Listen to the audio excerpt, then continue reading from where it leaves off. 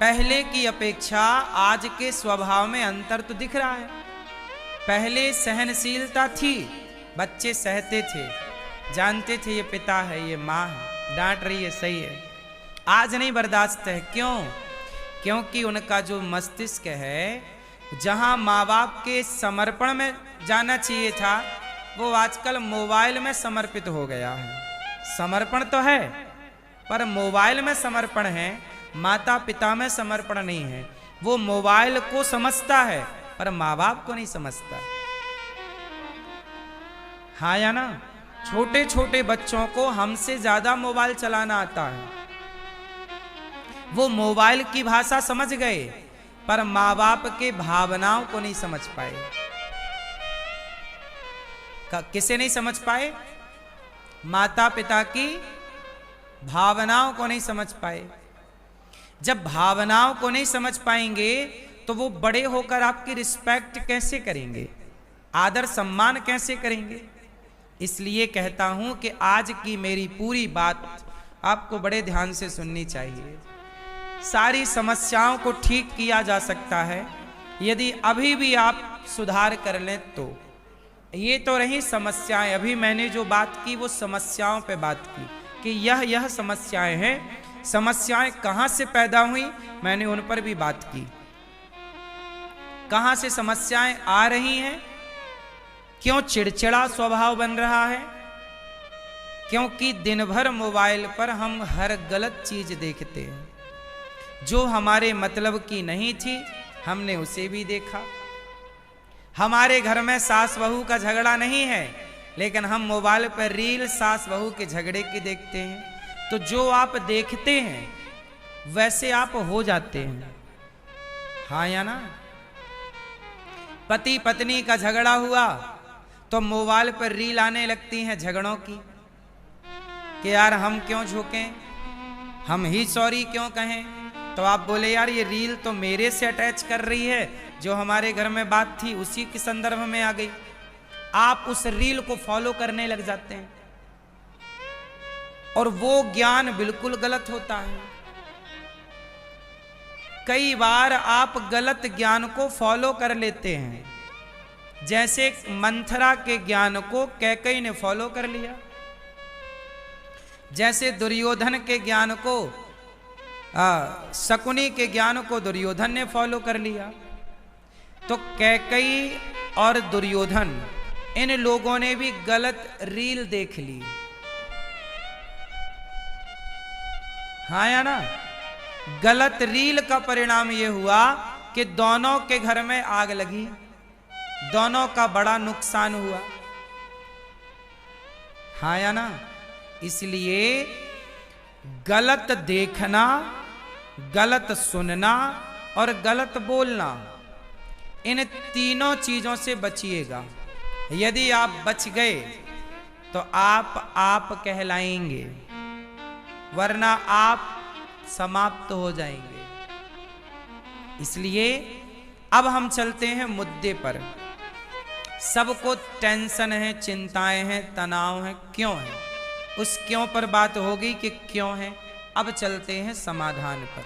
देखो क्या होता है, पथरी होती है शरीर के अंदर।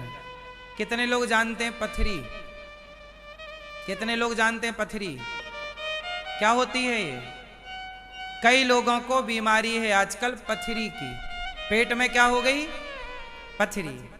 अच्छा ये बताओ, जब वो पथरी बाहर निकलती है वॉशरूम के रास्ते से, मूत्राशय के रास्ते जब बाहर आती है, आप उस पथरी को उठाएंगे, देखेंगे ना उसमें वजन होता है और वो बिल्कुल पत्थर के जैसे होती है, इसलिए उसका नाम पथरी है। अच्छा मुझे एक बात बताओ, क्या आपने पत्थर खाया था क्या? जब पत्थर खाए नहीं तो पेट से पत्थर क्यों निकल रहे हैं? प्रश्न है, उत्तर दो फटाफट। थोड़ा कथा मैं सुना रहा हूं, वैज्ञानिक ढंग से सुना रहा हूं। इसे थोड़ा समझने के लिए आपको भी दिमाग लगाना पड़ेगा। वैज्ञानिक ढंग से समझाओ आप, फिर हम आपको वैज्ञानिक ढंग से समझाएंगे। बताओ, जिस व्यक्ति को पथरी निकली क्या उसने पत्थर खाया था? उत्तर दो। नहीं खाया। तो प्रश्न खड़ा हुआ, फिर पथरी क्यों निकली? भाई पत्थर तो हम खाते नहीं है, दाल चावल सब्जी रोटी फल फूल बादाम काजू पिस्ता ही ना आप लोग खाते हैं, पत्थर तो कोई नहीं खाता। पर पत्थर क्यों निकला? क्योंकि हम जो खाते हैं वह खाने के बीच में जो पदार्थ शरीर नहीं पचा पाता वह एक जगह स्टोर करना शुरू कर देता है। बोलो हाँ। धीरे धीरे धीरे धीरे धीरे धीरे एक एक कण वहां जाकर के जुड़ता जाता है और साल 2 साल में वह एक पथरी का आकार ले लेता है। अब जरा सोचिए कि आपने अन्न खाया है और उस अन्न ने पत्थर का रूप ले लिया। पत्थर तो नहीं चबाया था। उसी तरह आप जो गलत लोगों के बीच में बातें सुनते हैं, गलत वीडियो देखते हैं, गलत रील देखते हैं, वो सारी चीजें आपके मस्तिष्क में जाकर के सेफ होती चलती हैं और वही एक दिन भूत का आकार ले लेती हैं। जैसे आप कहते हैं ना, भूत लग गए। क्या लग गए? बोलो। भूत लग गए, प्रेत लग गए। ये भूत प्रेत क्या है? सुनो, आज देखो हम इतने लोग यहां बैठे हैं, यदि यहां पर कोई खड़ा होकर के गलत व्यवहार करने लग जाए, उल्टा सीधा काम करने लग जाए, तो हमारे सबके व्यवहार से जो विपरीत व्यवहार है तो हम लोग क्या कहते हैं? यार इसे भूत लग गए। हाँ, गांव में कोई व्यक्ति गलत तरीके से नाचने लग जाए, कपड़े उतारने लग जाए या कपड़े पहनने लग जाए, उल्टे सीधे पहनने लग जाए, गलत गलत बोलने लग जाए, तो हमारे और आपके व्यवहार से जो विपरीत व्यवहार करेगा तो समाज क्या बोल देगी? इसे तो क्या लग गए? तुरंत। जबकि वो भूत नहीं होता। वो क्या होता है उसे समझिए। ऐसा है कि जब आपके खाया हुआ पदार्थ पथरी का रूप ले लेता है, उसी तरह जब आप गलत गलत लोगों के बीच में बैठकर गलत गलत बातें सुनते हैं, गलत गलत चीजें देखते हैं, गलत गलत चीजें बोलते हैं, तो वो नेगेटिविटी आपके मस्तिष्क में इस तरह बैठ जाती है कि वह आपके व्यवहार को सबसे अलग कर देती है। और जब आपके व्यवहार अलग हो जाता है तो सोचने की क्षमता नष्ट हो जाती है। आप सही निर्णय नहीं ले पाते, सही दिशा में नहीं चल पाते, सही बातें नहीं कर पाते, जवान लड़खड़ाने लग जाती है, आपका दिमाग होता कहीं है और आप बोलते कुछ हैं। तो उसे बोलते बड़बड़ाना। उल्टा सीधा नहीं क्या यार, ये आदमी तो दिन भर बड़बड़ाता रहता है। बड़बड़ाने का मतलब क्या है? होशो हवास में ना रहना। भाई अभी हम बोल रहे हैं, होशो हवास में बोल रहे हैं, पर हम बोलें कुछ और हमारा दिमाग कुछ और कहीं और रहे तो हम ही बड़बड़ाने लग जाएंगे। इस बड़बड़ाहट को लोग कहते हैं, वो गलत थॉट उसके भीतर इतने समा गए जैसे साल 2 साल में एक पथरी बन गई खाए हुए पदार्थ से। उसी तरह गलत गलत लोगों के बीच में बैठते बैठते गलत गलत बातें सुनते वो निगेटिव थॉट, नेगेटिविटी इतना प्रभावी हो गई कि उसी नकारात्मकता ने भूत का आकार ले लिया, आपके व्यवहार को सबसे अलग कर दिया और कहने लग गए कि इसे भूत लग गई। यही है भूत। वो आपके व्यवहार को सबसे अलग कर रही है। जैसे सुशांत का केस उठा लो। सुशांत ने क्या किया? आत्महत्या कर ली।